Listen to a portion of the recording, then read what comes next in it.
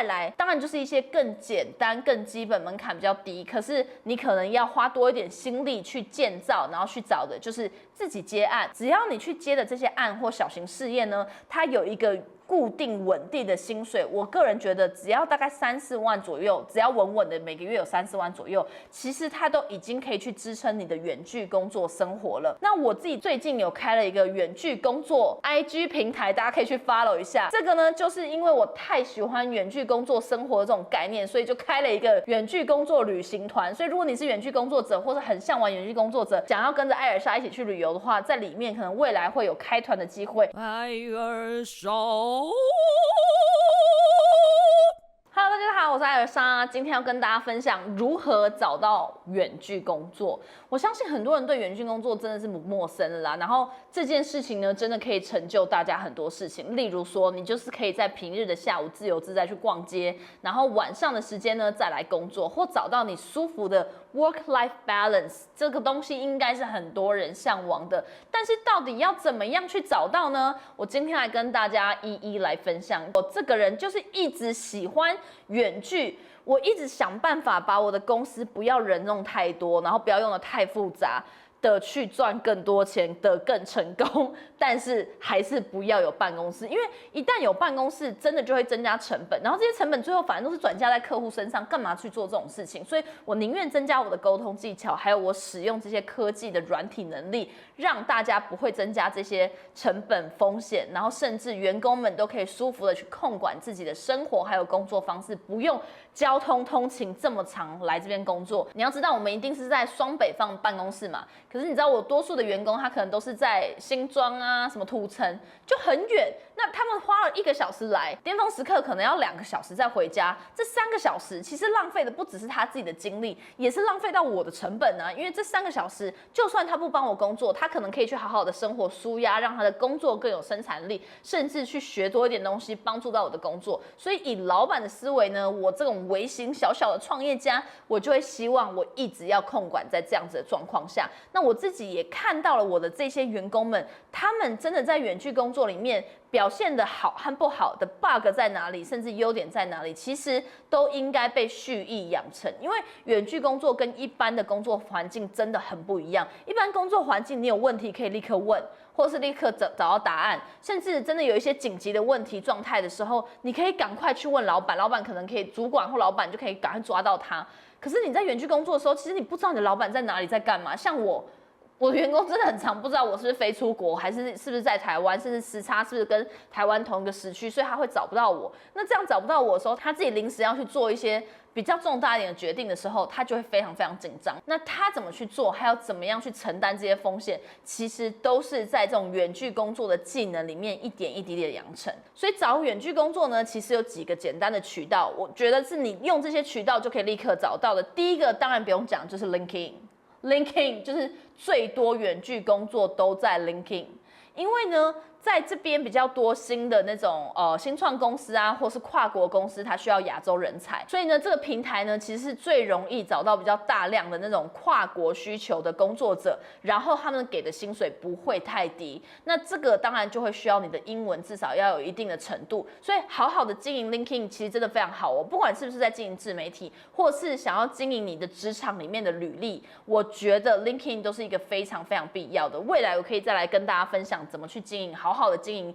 LinkedIn， 不管你是创作者，或者是创业家，或者是在职场里面的人，都非常需要好好的经营 LinkedIn。再来第二个呢，是我一个朋友的公司叫 Slossify， 大家可以去看一下他们的官网。因为呢 ，Slossify 呢就是一个在处理远距工作的一些薪资的问题啊，还有 HR 相关的各种问题。然后呢，他们也有一些很多远距工作者需求的客户，还有品牌方，他们就会找一些就是其他的国家想要去拓展，那就需要那些国家的当地的人才。所以呢，在 Slossify 里面可能可以找到一些大家可以自己去接洽，然后再来。当然就是一些更简单、更基本、门槛比较低，可是你可能要花多一点心力去建造，然后去找的就是自己接案，或是自己去创一些小型事业。只要你去接的这些案或小型事业呢，它有一个固定稳定的薪水，我个人觉得只要大概3-4万左右，只要稳稳稳的每个月有3、4万左右，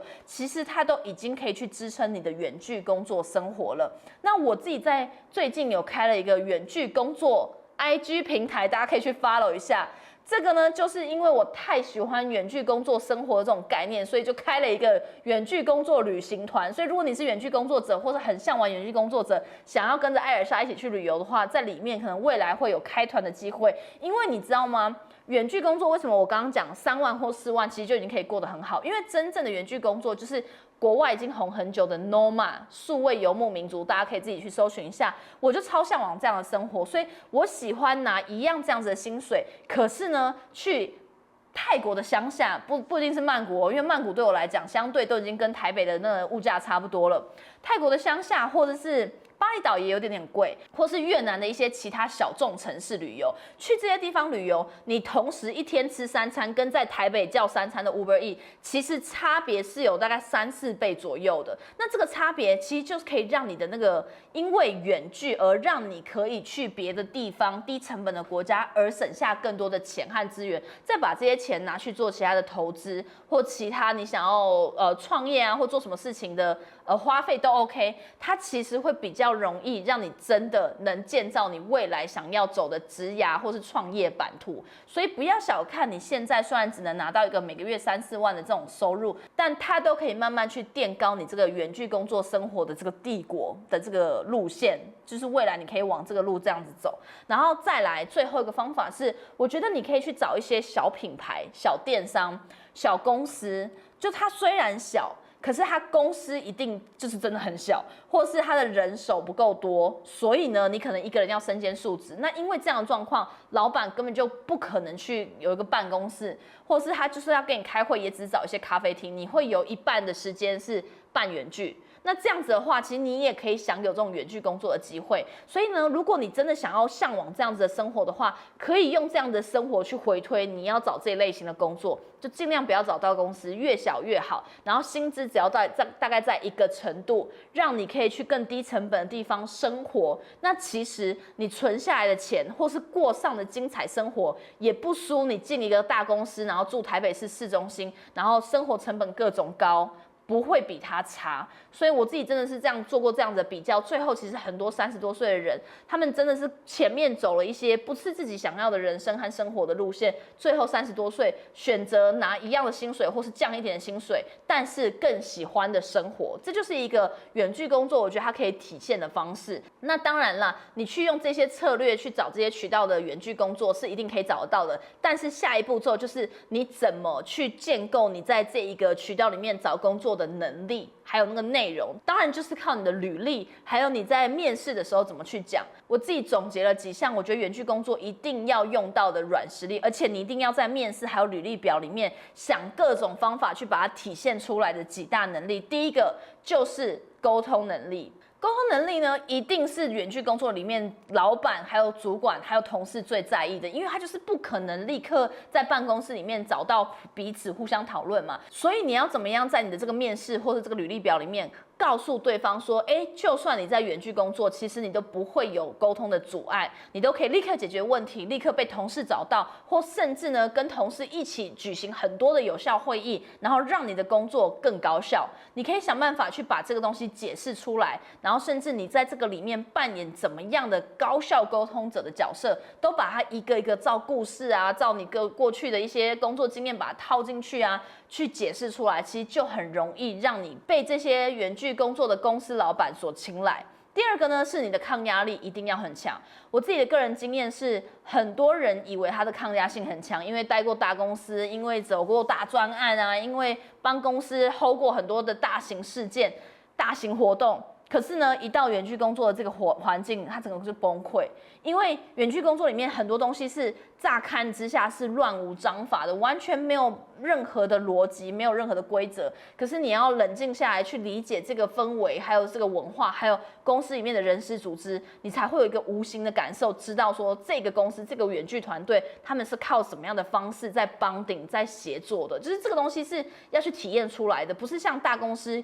有各种规范，然后各种组织很明确的上面下面的人，或是团队有谁谁谁被指派的很明确，所以他的那个压力会从这种不知道这个规则，还有这种无形的乱。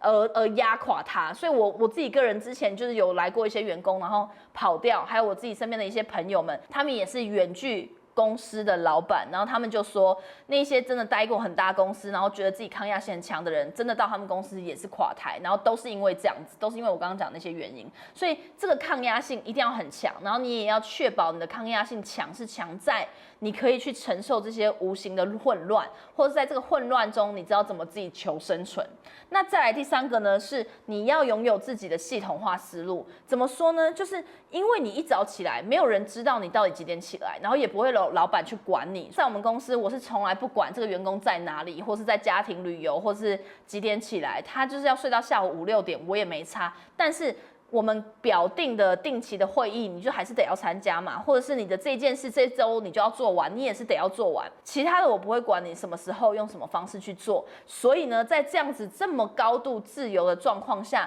你得要有自己的自主能力。自主是自己的独立自主的感觉，还有自己去组织这些事情。也就是说，你一早起来看到你的电脑，没有人叫醒你，没有人告诉你要做什么时候，你得要知道你自己现在需要先做什么事情，然后再来要做什么事情。那突然有紧急的事情安插进来的时候，它怎么样打乱你，你要怎么样再回复，这些东西都是你自己得要去想的。所以你自己拥有你自己工作的系统化思维是非常非常重要，因为这未必是老板会跟你讲，因为老板已经是在经营自己的一个远距工作 team 了，他其实已经很乱很忙，甚至他自己因为自己是远距，也会很多不安全感，也会有自己的混乱，所以他没有办法在你旁边一个一个教你怎么去做，所以这个你一定要想好。所以呢，这个工作的排序啊，还有你怎么去解决那种很重要很紧急的问题，甚至你怎么去做向上管理和同事的组织团队的沟通和协作，甚至你要，如果你已经是小主管了，你要去怎么做下面的管理，甚至去团队里面的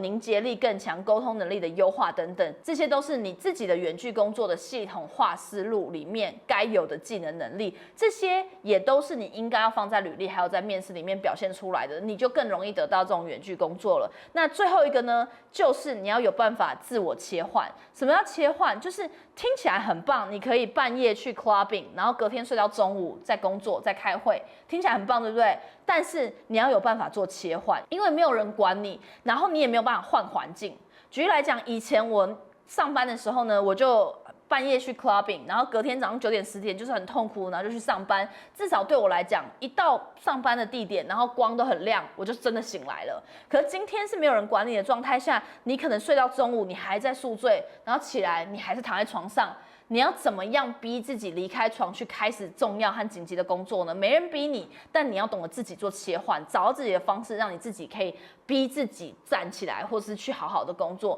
这其实是你自己要养成的，因为越自由，其实更需要你的自律能力。所以大家不要小看哦，这些自由其实有时候会让一些没有远距工作能力的人毁坏和崩溃。所以呢，这个自我切换的能力真的非常非常重要，尤其是我遇到，因为我真的比较多那种女性的员工和同事嘛，他们真的遇到很多感情的问题，然后那种感情的问题是，以前至少你在家哭一个晚上，哭一个周末，然后你还是去上班，有其他的同事嘘寒问暖，然后你就一直硬着头皮去做事。可你在家没人理你，甚至你前男友还会不时的可能又突然跑来你家，然后你就会被打乱，然后你这一阵子的工作可能就混乱掉，然后你就会影响到你的工作效绩，你的这一份远距工作可能就拜拜了，这样真的就会非常非常危险。所以呢，最后这项自我切换呢，也要想办法在履历表里面简单的用一些故事，还有一些你的特质，去表现出你可以解决这些问题。好啦，这些呢就是远距工作者需要的能力，还有如果你把它完整的放上自己的履历表，甚至自我简报，甚至在面试的当中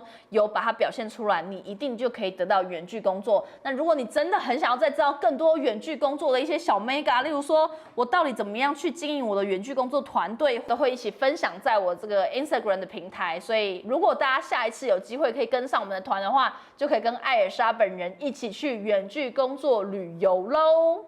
记得订阅我们的 IG， 还有订阅我们的 YouTube 频道。啾啾。